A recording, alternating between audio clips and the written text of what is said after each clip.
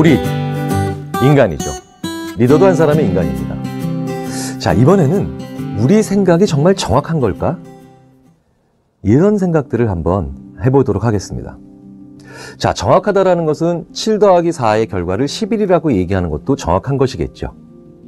하지만 사실은 내가 생각한 것에 대해서 제대로 아는 것, 혹은 내가 A라는 것에 대해서 생각했는데 정말 그게 A인 것, 이런 것도 정확한 거죠.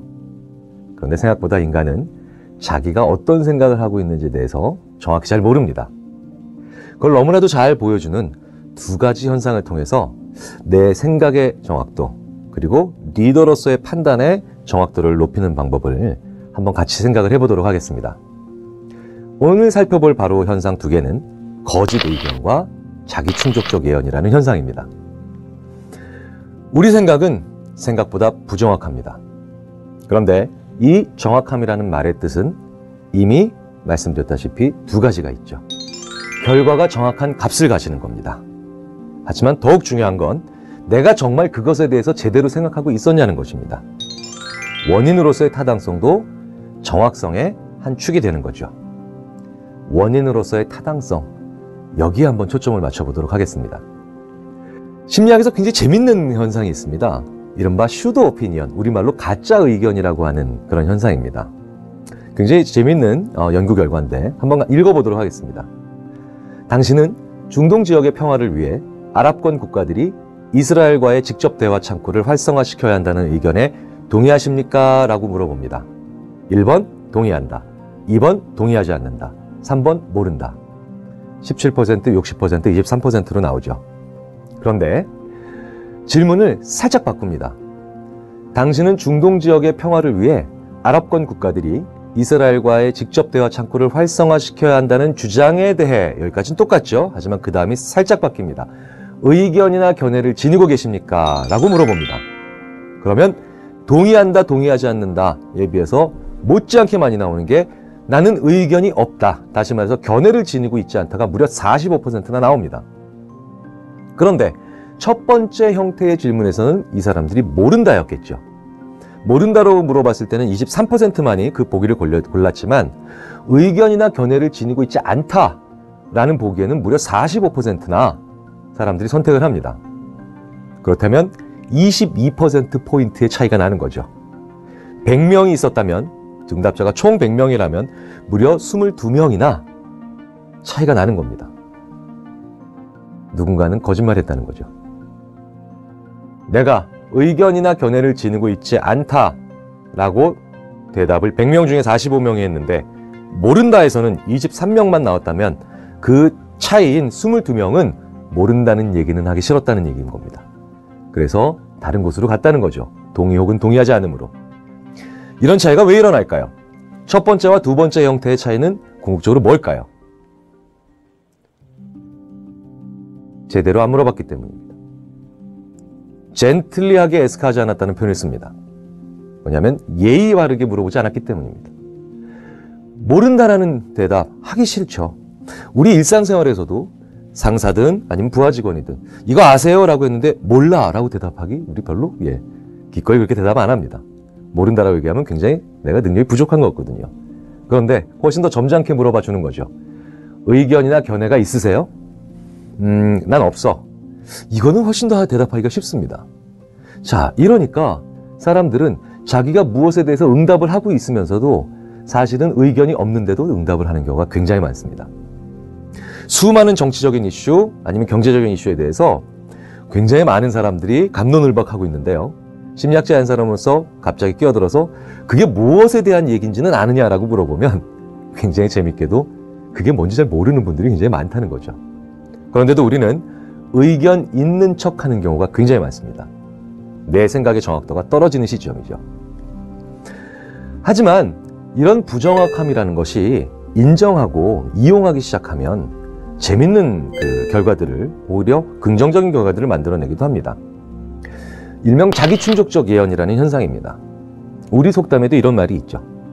호랑이도 제 말하면 온다라고 하는 겁니다. 호랑이 얘기를 하고 있는데 호랑이가 정말 온 거죠.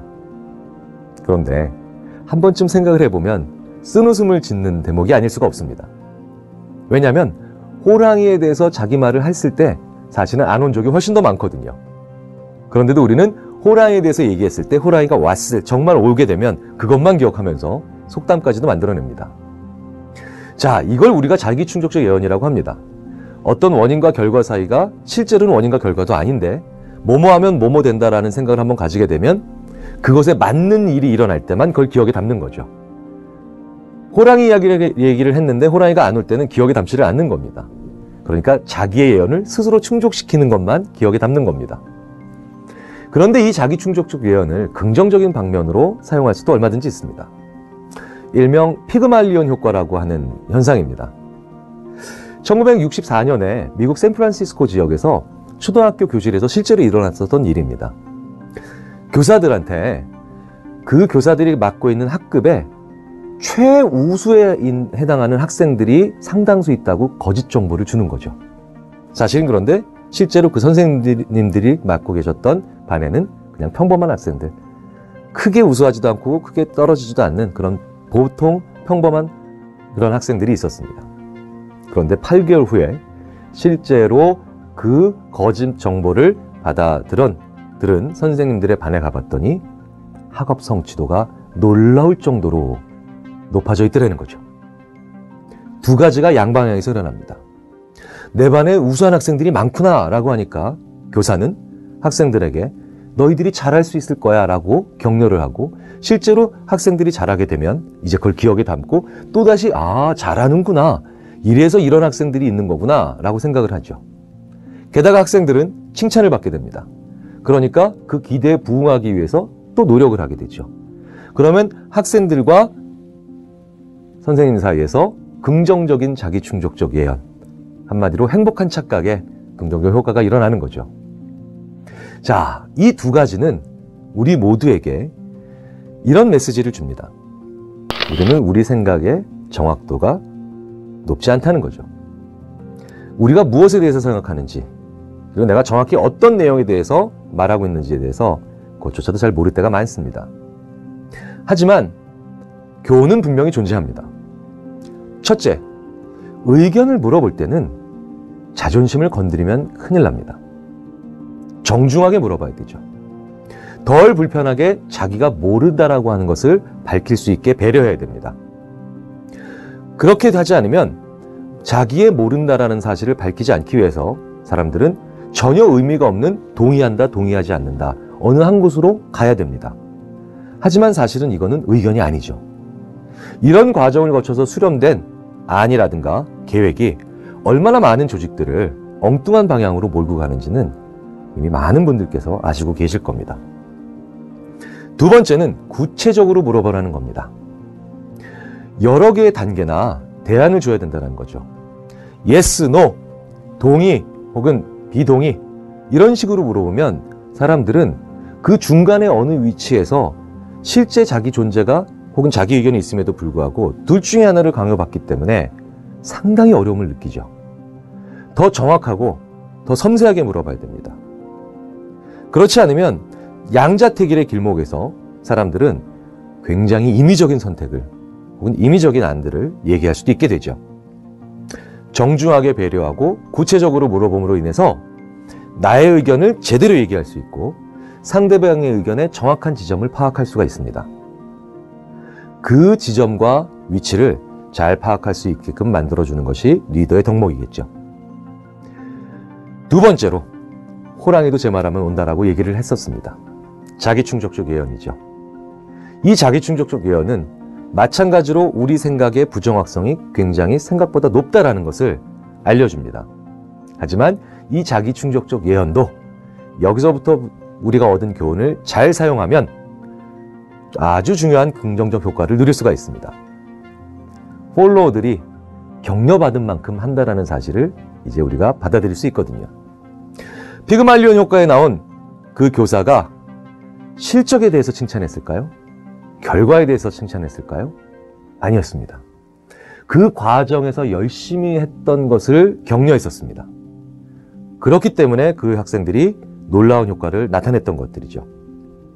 결과를 칭찬하면 사람들은 바꿀 수 없는 결과를 위해서 부정과 비리를 저지를 수도 있습니다. 열심히 하는 게 아니라 잘한다라는 칭찬을 했을 때 교사가 자리를 떠나면 학생들은 좋은 점수를 받기 위해서 부정행위를 합니다. 그런데 열심히 공부하는 과정을 칭찬하면 학생들은 좋은 점수를 받기 위해서 옆에 학생들의 답안을 훔쳐보는 행동을 하지 않습니다. 호랑이도 제 말하면 온다라는 말은 바뀌어야 됩니다. 칭찬과 격려가 실제 과정에서 일어났을 때 리더 나 자신과 폴로워 자신들을 스스로 그 격려와 그 다음에 동료에 맞는 자기충족적 유연의 선순환 구조로 만들어 간다는 거죠.